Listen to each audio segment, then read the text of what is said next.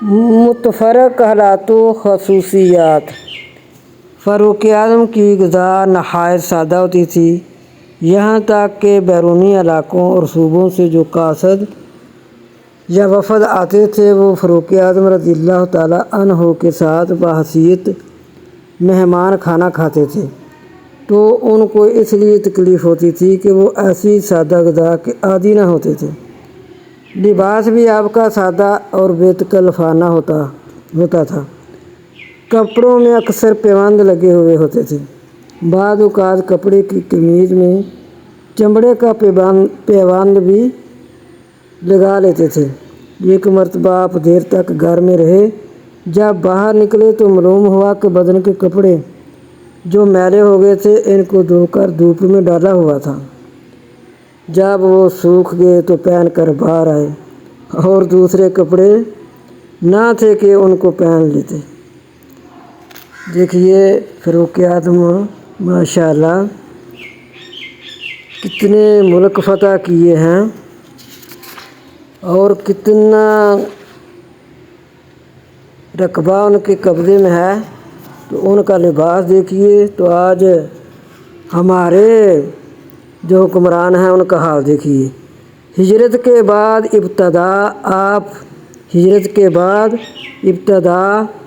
آپ مدینہ منورہ سے 2-3 میل کے فاصلے پر ایک گاؤں میں رہتے تھے۔ خلیفہ ہونے کے بعد آپ شہر مدینہ میں آ رہے تھے۔ مدینہ منورہ میں آپ کا مکان مسجد نبوی کے قریب باب السلام اور باب الرحمہ کے درمیان تھا۔ مرتے وقت آپ مقروض تھے۔ آپ نے حکم دیا کہ میرا یہ مکان فروخت کر کے قرضہ ادا کیا جائے۔ چنانچہ اس مکان کو سیدنا معاویہ رضی اللہ تعالیٰ عنہ نے خریدا اور اس قیمت سے قرضہ ادا کیا۔ اللہ اکبر۔ ایک مرتبہ آپ نے خطبہ میں فرمایا کہ لوگوں، ایک وقت ایسا تھا کہ میں لوگوں کو پانی بھر کر لا دیا کرتا تھا اور وہ اس کے عوض مجھ کو کھجوریں دیتے تھے اور میں وہی کھا کر بسر کرتا تھا۔ بعد میں لوگوں نے کہا کہ اس تذکرے کی کیا ضرورت تھی؟ آپ نے فرمایا کہ میری طبیعت میں کچھ غرور پیدا ہو گیا تھا، یہ اس کی دعا تھی۔ آپ نے بارہا مدینہ سے مکہ تک اور مکہ سے مدینہ تک سفر کیا، کبھی کوئی خیمہ یا چھولداری ساتھ نہ ہوتی تھی۔ کسی ککر کے درخت پر چادر پھیلا دی اور اس کے نیچے آرام کی غرض سے ٹھہر گئے۔ لیٹنے یا سونے کی ضرورت پیش آتی تو زمین پر سنگ ریزوں اور پتھریوں کو ہموار کر کے اور پتھریوں کو ایک جگہ جمع کر کے تکیہ بنا کر اور کپڑا بچھا کر سو جاتے۔ آپ نے سیدنا ازواج مطہرات، اصحاب بدر، اصحاب بیعت رضوان وغیرہ تمام جلیل القدر صحابیوں کی تنخواہیں بیت المال سے مقرر کر رکھی تھی۔ جب سیدنا اسامہ رضی اللہ تعالیٰ عنہ کی تنخواہ اپنے بیٹے عبداللہ کی تنخواہ سے زیادہ مقرر کی تو سیدنا عبداللہ بن عمر نے اس پر عذر کیا۔ آپ نے اپنے بیٹے سے کہا، رسول اللہ صلی اللہ علیہ وسلم اسامہ کو تجھ سے اور اسامہ کے باپ کو تیرے باپ سے زیادہ عزیز رکھتے تھے۔ فاروق اعظم رضی اللہ تعالیٰ عنہ کے مشیر و ندیم سب علماء ہوتے تھے، خواہ وہ بوڑھے ہوں یا نو عمر۔ آپ علماء کی بڑی قدر و عزت کرتے تھے۔ مردم شناسی اور جوہر شناسی آپ کی خصوصیات میں شامل ہے۔ ہر ایک شخص کی خوبیوں کو آپ بہت جلد معلوم کر لیتے اور پھر ان کی پوری قدر کرتے۔ اس طرح صحابہ کرام میں سے ہر ایک شخص میں جو خاص صفت تھی، اس کے مافق خدمات اور عہدے ان کو عطا کیے تھے۔ فاروق اعظم کسی شخص کے محض روز نماز سے بھی کبھی دھوکہ نہ کھاتے تھے اور وہ اگرچہ خود بڑی زاہدانہ زندگی بسر کرتے تھے لیکن ذمہ داری کے کاموں پر یا فوجوں کی سرداری اور صوبوں کی حکومت پر جن لوگوں کو مقرر فرماتے تھے، ان کے انتخاب میں محض زاد و اتقاء اور زاہدانہ زندگی ہی کو معیار قرار نہ دیتے، بلکہ جن کاموں پر جن لوگوں کو مقرر فرماتے ان کاموں کے سر انجام و اہتمام کی پوری قابلیت دیکھ لیتے۔ آپ کی 10 سالہ خلافت کے زمانہ میں سینکڑوں بڑی بڑی لڑائیاں عراق و شام، فلسطین اور مصر، خراسان وغیرہ ممالک میں ہوئیں، لیکن آپ خود کسی لڑائی میں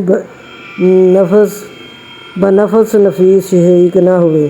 تاہم ان لڑائیوں کا اہتمام اور ضروری انتظام فاروق اعظم رضی اللہ تعالیٰ عنہ ہی کے ہاتھ میں ہوتا تھا۔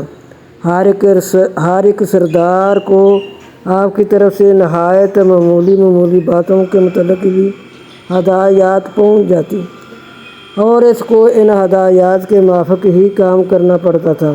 کسی لڑائی اور کسی معرکہ میں یہ نہیں بتایا جا سکتا ہے کہ فلاں حکم فاروق اعظم نے غلط اور غیر مفید دیا تھا، یا فلاں انتظام جو فاروق اعظم نے کیا وہ غیر ضروری تھا۔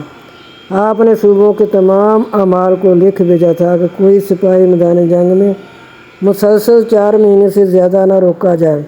4 مہینے کے بعد اس کو اپنے اہل و عیال میں آنے کی رخصت دی جائے۔ ایک مرتبہ آپ کو کسی مرض کی وجہ سے کسی نے شہد کھانے کو بتایا۔ آپ کے یہاں شہد نہ تھا، نہ کسی اور جگہ سے مل سکتا تھا، البتہ بیت المال میں تھوڑا سا شہد موجود تھا۔ لوگوں نے کہا کہ آپ شہد کو استعمال کریں۔ آپ نے کہا کہ یہ سارے مسلمانوں کا مال ہے، جب تک عام لوگ مجھ کو اجازت نہ دیں میں یہ استعمال نہیں کر سکتا۔ القصہ آپ نے شہد استعمال نہ کیا۔ ایک روز آپ اونٹ کے زخم دھوتے جاتے تھے اور فرماتے تھے کہ مجھ کو خوف معلوم ہوتا ہے کہ کہیں قیامت کے دن مجھے اس کی بابت بھی سوال نہ ہو۔ آپ نے ایک روز سیدنا سلمان سے دریافت کیا کہ میں بادشاہ ہوں یا خلیفہ؟ انہوں نے جواب میں فرمایا کہ اگر آپ کسی مسلمان سے 1 درہم یا اس سے کم و بیش وصول کر کے بے جا خرچ کریں تو آپ بادشاہ ہیں ورنہ خلیفہ۔ آپ نے خلیفہ ہونے کے بعد ابتدا مدتوں تک بیت المال سے ایک حبہ بھی نہیں لیا۔ رفتہ رفتہ نوبت یہاں تک پہنچی کہ آپ پر افلاس مستولی ہونے لگا اور فکر و فاقہ کی نوبت پہنچنے لگی۔ تب آپ نے صحابہ اکرام کو مسجد نبوی میں جمع کر کے فرمایا کہ میں کاروبار خلافت میں اس قدر مصروف رہتا ہوں کہ اپنے نفقہ کا کوئی فکر نہیں کر سکتا۔ آپ سب مل کر میرے لیے کوشش مقرر کر دیجیے۔ سیدنا علی رضی اللہ تعالیٰ عنہ نے فرمایا کہ صبح و شام کا کھانا آپ کو بیت المال سے ملا کرے گا۔ فاروق اعظم رضی اللہ تعالیٰ عنہ نے اس کو منظور فرما لیا۔ سیدنا عبداللہ بن عمر رضی اللہ تعالیٰ عنہ فرماتے ہیں کہ کبھی ایسا نہیں ہوا کہ فاروق اعظم رضی اللہ تعالیٰ عنہ کو غصہ آیا ہو اور کسی نے اللہ تعالیٰ کا ذکر کیا ہو یا اللہ تعالیٰ کا خوف یاد لایا ہو یا قرآن شریف کی کوئی آیت پڑھی ہو اور آپ کا غصہ فرد نہ ہو گیا ہو۔ سیدنا بلال نے ایک مرتبہ سیدنا اسلم رضی اللہ تعالیٰ عنہ سے سیدنا عمر رضی اللہ تعالیٰ عنہ کا حال دریافت کیا۔ انہوں نے کہا اس میں شک نہیں کہ آپ تمام آدمیوں سے بہتر ہیں، لیکن جب آپ کو غصہ آ جاتا ہے تو غضب ہی ہو جاتا ہے۔ سیدنا بلال نے کہا کہ اس وقت تم کوئی آیت کیوں نہیں پڑھ دیا کرتے کہ سارا غصہ اتر جائے۔ سیدنا عبداللہ بن عمر روایت کرتے ہیں کہ فاروق اعظم رضی اللہ تعالیٰ عنہ نے ایک حصہ فوج پر ساریہ نام ایک شخص کو سپہ سالار بنا کر بھیجا تھا۔ ایک روز خطبہ میں آپ نے 3 مرتبہ بلند آواز سے فرمایا کہ اے ساریہ پہاڑ کی طرف جا۔ چند روز 1 ماہ کے بعد ایک ایلچی آیا اور اس نے جنگ کے حالات سناتے ہوئے کہا کہ ہم کو شکست ہوا چاہتی تھی کہ ہم نے 3 مرتبہ کسی شخص کی آواز سنی کہ ساریہ پہاڑ کی طرف جا، چنانچہ ہم نے پہاڑ کی طرف رخ کیا اور خدا تعالیٰ نے ہمارے دشمنوں کو شکست دی۔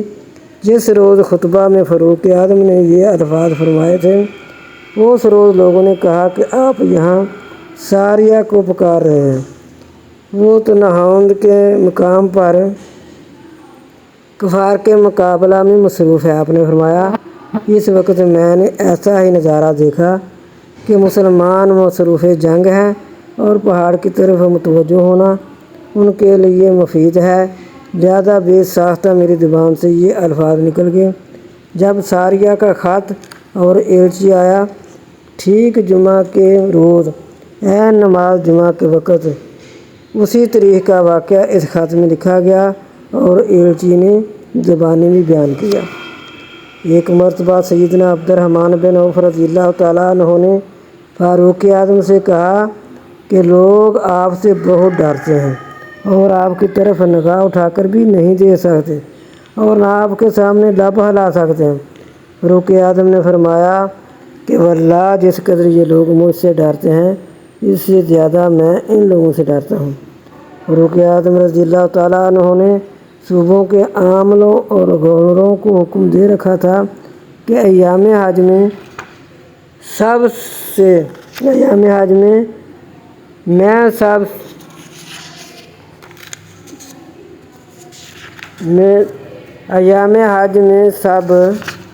آ کر شریک ہوں۔ آپ خود بھی ہر سال حج کو جاتے رہے۔ عاملوں کے شریک حج کرنے میں ایک خاص مصلحت یہ تھی کہ حج کے موقع پر ایک ملک اور ہر صوبے کے لوگوں کو موقع حاصل ہے کہ وہ آ کر مجھ سے ملیں اور اپنے عمل میں اگر کوئی نقص دیکھتے ہیں تو اس کی شکایت کریں اور اسی وقت اس عمل سے بھی جو وہاں موجود ہے جواب طلب کیا جا سکے۔ سبحان اللہ۔ اس طرح عاملوں کو اپنی عزت بچانے کا بہت خیال رہتا تھا کہ اگر ذرا سی بھی لغزش ہو گئی تو حج کے مجمع میں بڑی فضیحت اور رسوائی ہوگی۔ آپ مساوات، جمہوریت کی حقیقت مفہوم سے واقف اور اس کو قائم کرنا چاہتے تھے، نہ یہ کہ آپ آج کل جیسی یورپی جمہوریت کے دل دادا تھے جو تعلیم اسلامی اور اصول اسلامی کے خلاف ہے۔ ایک مرتبہ سر ممبر ایک عورت نے آپ کو ٹوک دیا۔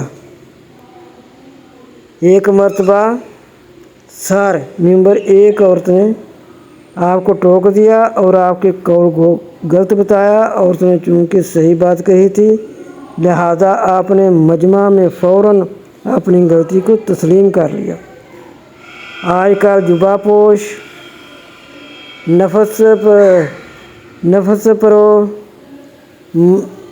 مولویوں کی طرح اپنے قول کو صحیح ثابت کرنے کے لیے طویلیں اور دراز حقیقت باتیں بتانے کے متعلق کوشش نہیں کی۔ آج کل جبہ پوش، نفس پرور مولویوں کی طرح اپنے قول کو صحیح ثابت کرنے کے لیے طویلیں اور دراز حقیقتیں بنانے کے متعلق کوشش نہیں کی۔